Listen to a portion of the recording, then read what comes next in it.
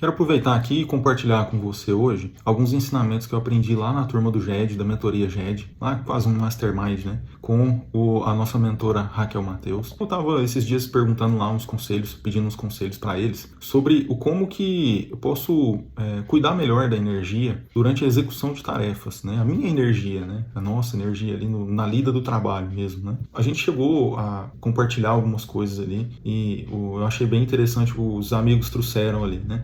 Então, e principalmente eu fiz essa pergunta por conta também de um certo perfeccionismo que muitas vezes eu tenho, eu vejo que outras pessoas também têm, né? De ficar fazendo as coisas assim muito minuciosamente, demora muito para fazer. Eu, por exemplo, demoro às vezes muito, às vezes não estou me sentindo inspirado, né? Para fazer um design, para fazer alguma coisa. Às vezes eu fico ali tentando selecionar uma boa música, tentando chegar num clima para poder, né, realmente fazer algo bem feito, né? Caprichado. Nem sempre é possível, né? Demorar muito tempo para fazer um trabalho, né? A gente tem muitas entregas, muitos clientes, né? E realmente ficar preso nisso é muito ruim, né? E às vezes eu sinto que também isso me drena muita energia num trabalho só e depois eu não consigo fluir em de outros clientes, por exemplo. Dentro desse perfeccionismo, buscar perspectivas mais realistas e também como recuperar essa energia durante o dia. Quando a gente emprega muita energia em excesso numa tarefa só, a gente precisa identificar o que realmente precisa ser feito, né, em relação a um contexto geral. Tirar um tempo para ter uma visão macro da situação, do todo, né, numa dimensão de forma a observar o que a gente tem que fazer dentro da real dimensão, dentro do contexto geral, dentro do nosso dia como um todo, do nosso trabalho como um todo, né? Ou seja, aquilo que a gente vai fazer dentro dessa visão macro. E determinar, então, para isso, um tempo específico para realizar aquela tarefa e também determinar qual seria o aspecto ideal ou suficientemente bom de entrega, de resultado. E então, a partir dali, passar para uma próxima etapa. Isso pode ser em qualquer coisa, né, gente? Pode ser em qualquer área da sua vida, em qualquer trabalho.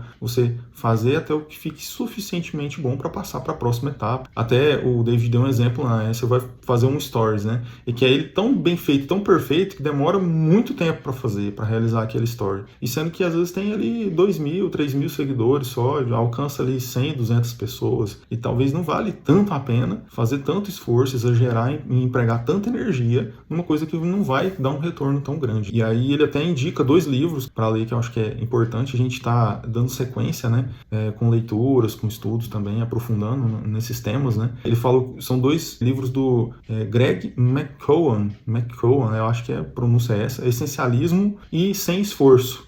Daí também a gente foi discutindo ali e trouxemos assim que essa visão do todo, dentro dessa visão do todo, determinar um tempo específico, um objetivo claro, um resultado claro que a gente espera e um aspecto suficientemente bom, então são os pontos principais que a gente tem para conseguir não cair no perfeccionismo, entregar o que a gente precisa e também ter uma entrega de qualidade dentro de um tempo suficiente, ok, e também não gastando energia exagerada com uma tarefa só. Outra dica que nos veio lá, que foi bastante importante, foi usar a técnica Pomodoro, que é utilizar um relógio, um aplicativo, para medir períodos de tempo, para que a gente possa se ajustar dentro desse período de tempo, buscando ter o maior foco possível num bloco de tempo. Então a gente divide, por exemplo, o nosso dia de, sei lá, uma tarde de 4 horas, de 3 horas, em blocos de horas, ou em blocos de meia hora, por exemplo. E aí você vai ter intervalos entre esses blocos, mas buscando ter o maior foco dentro daquele bloco. Mas uma coisa que me chamou muita atenção foi que a Raquel trouxe o seguinte, que o bloco dela de maior produtividade costuma ser em torno de 45 minutos. E aí ela explicou por quê. Que ela nota que depois que bate esses 45 minutos, ela se pergunta se ela está sendo produtiva, ou seja, se ela está realmente produzindo,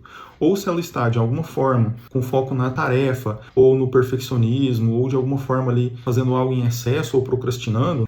Imagino que possa englobar a procrastinação. Ela percebe que muitas vezes o período de produtividade já está no finalzinho. Então isso foi assim, uma virada de chave para mim. Eu acho que é muito importante a gente estar atento a isso. Qual que é o seu período de tempo que realmente você está sendo produtivo, com foco na execução e no resultado daquele suficientemente bom que você precisa entregar? Ou que você às vezes já passou, tá ali em 1 hora e meia, 2 horas, você ainda tá com foco, mas aquele foco tá assim minucioso demais, tá custoso demais, tá sendo sofrido, você fica dispersando a atenção para várias coisas, indo e voltando na tarefa. Então, ou seja, já não é foco mais, já não é produtividade mais. Então é melhor às vezes ter um período de tempo até menor, né? 40, 30 minutos, mas que você realmente consiga focar e ser produtivo, produtiva, e depois você tem seu intervalo, depois volta de novo naquele processo tentando ter mais outro bloco, outro período de tempo de produtividade. Então a gente cuidar para não esticar demais o tempo, com foco buscando a perfeição de uma tarefa e não a produtividade em si, né, o resultado em si. Então achei que é muito legal e fica essa dica, né, de fazer essa pergunta. Você está sendo produtivo ou você está se ocupando, né? Então, ao eu fazer o meu bloco de produtividade, agora eu posso me perguntar, né? A partir daquele momento adiante, eu estou sendo ainda produtivo, eu estou em flow, estou produzindo muito, em estado ali de entusiasmo, ou eu estou apenas me ocupando? E aí aquilo vai atrapalhar a execução de outras tarefas, de outros processos, de outros clientes. Então,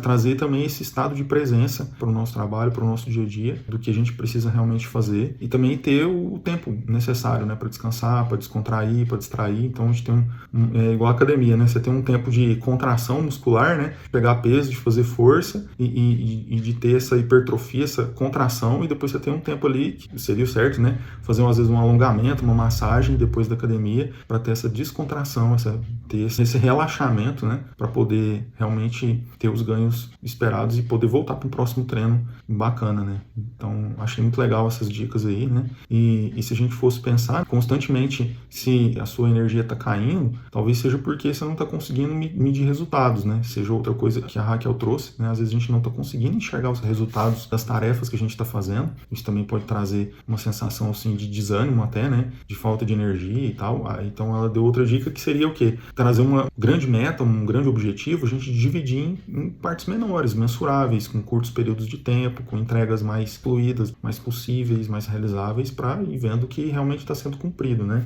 E é interessante que eu já vinha trabalhando algo nesse sentido, né? Anotando algumas coisas e diminuir em tarefas menores, né? Subtarefas aqui no dia a dia, para poder agilizar a mão mesmo, e vendo que realmente está tendo eu estou tendo um resultado dentro das pequenas tarefas que eu estou me propondo, às vezes naquele dia. Um outro exemplo que eu dou, né? Que como você comer um elefante, só que picadinho, pedacinho por vez. Então a mesma coisa, quem já fez faculdade aqui vai saber do que eu estou falando, né? Faculdade muitas vezes 4 anos, 3 anos, sei lá, no mínimo 2 anos. E esses 2 anos eles se dividem em cada ano em 2 semestres e cada semestre em bimestres. Então, quando a gente vai ali estudar, fazer as avaliações, quando o professor também vai nos avaliar, né? Então a gente está diminuindo isso ao máximo, talvez para meses, quinzenas, semanas, para poder fazer os nossos estudos, as nossas entregas, né? O professor também para fazer o plano de aula e execução das aulas. Então, ou seja, a gente tem realmente essa possibilidade de pegar uma meta grande, que é uma faculdade, talvez de 4, 5 anos, de diminuir em metas semanais. E aí você consegue alcançar, dali a 4 anos, ou no mínimo 2, a sua formatura na área que você quer. Aqui não vou entrar em detalhes de defender faculdade ou não, né? Enfim, acho que isso ficaria aqui para um outro ponto. Mas importante também, dentro disso, o fechamento disso tudo, na menor medida que tem, que é o dia. Então a gente fazer o planejamento diário, ou seja, planejar realmente o próximo dia no dia anterior. Então eu estou fazendo o fechamento desse dia de hoje, já planejando o dia de amanhã, eu fazer o planejamento da semana na sexta, ou no sábado, ou no domingo, para poder abrir a semana já organizado, e fazer esses ajustes semanais, que a gente chamaria de sprint, aquela execução que você tem que fazer dentro de uma semana, separar já tempos ali para imprevistos, obviamente, para reuniões e tal, mas você ter as prioridades das quais você tem que fazer naqueles dias específicos, segunda, terça, quarta, e o que não deu tempo às vezes de fazer na segunda, a gente tem que ajustar para terça-feira, né? Não dá para jogar para outra semana. Então a gente sempre tem que deixar ali talvez alguns minutos ou até hora de brecha em cada dia para fazer alguns ajustes diante de algumas situações que podem sair do controle, ou demorar mais tempo do que o previsto, ou ter mais tarefas no dia do que o previsto, mas a gente seguir essas prioridades e ir ajustando dia a dia, né? Uma coisa que a gente pode fazer ali no planejamento da semana, investir 30 minutos, 60 minutos para organizar toda a semana, ou tentar prever, né, a semana, e por dia fazer o planejamento do próximo dia no fechamento do dia de hoje, com 15 minutinhos no final do dia, né, 20 minutinhos. Acho que às vezes 10 minutos, 5 minutos que seja, acaba dando tempo. A gente, né, checa ali o que fez, o que vai encaixar no próximo dia, o que já tem, e para poder tentar buscar cumprir o mais rápido possível, da melhor forma possível, né. Uma outra coisa que outros amigos trouxeram também lá no grupo, o David, o Fernando, né, é que muitas vezes a gente precisa aprender a falar não, né, e aí falar não para as coisas que não são prioridades, e sim para as que são prioridades, as que estão planejadas, as que vão levar a gente para o resultado. Eu sei quanto difícil isso pode parecer para algumas pessoas. Para mim, algumas vezes foi difícil e ainda continua sendo, porque às vezes tem muita coisa circunstancial, correria, e muitas pessoas às vezes chamam a gente para fazer coisas que não tá muito dentro do que precisa, mas a gente realmente respeitar o nosso tempo, o nosso trabalho, né? Ter esse momento de produtividade é muito importante, né? Então, às vezes é muito necessário dizer não para algumas coisas que não são tão prioritárias. É lógico que vai ter casos que não tem como, né? Você tem que deixar de fazer o que está fazendo para ir resolver, às vezes, uma coisa que é pessoal, é da família e tal, mas é necessário, né? Agora, é muito importante a gente sempre prestar atenção nisso, porque se às vezes isso está deixando a gente trabalhando em excesso, sob pressão, pode ser que isso também esteja abaixando a nossa energia.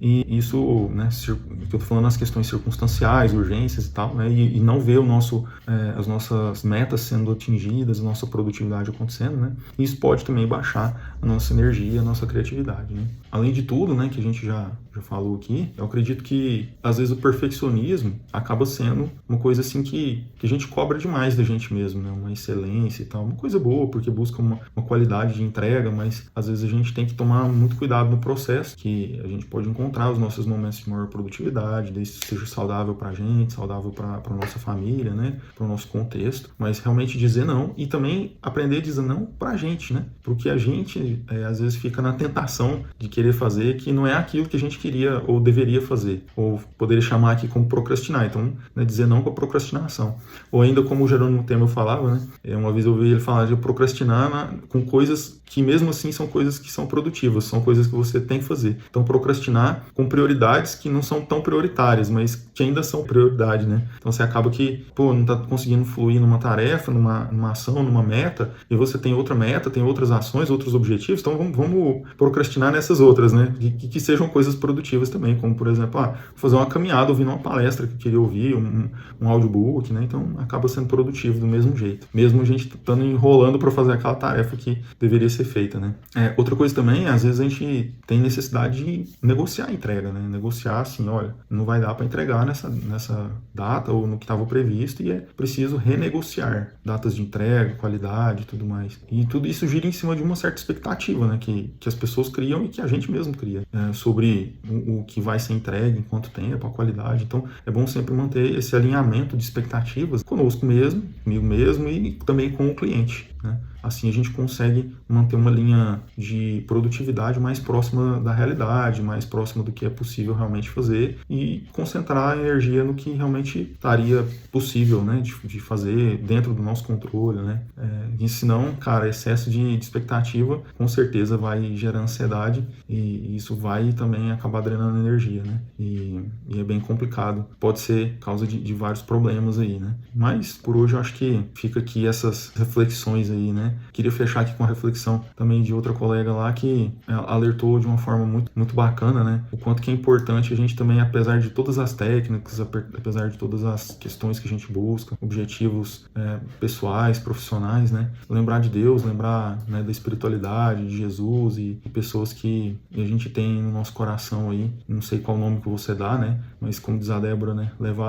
Colocar essa espiritualidade, colocar Deus, né, em primeiro lugar. E quando a gente realmente não estiver dando conta da carga de trabalho ou não está sendo produtivo como gostaria e está se perdendo, né? A gente realmente colocar ali, ler o Evangelho, a Bíblia ou algum material benéfico que você queira ler, fazer uma meditação, refletir, orar, né? Se religar a Deus, a sabedoria e pedir sabedoria, clareza e direcionamento, né?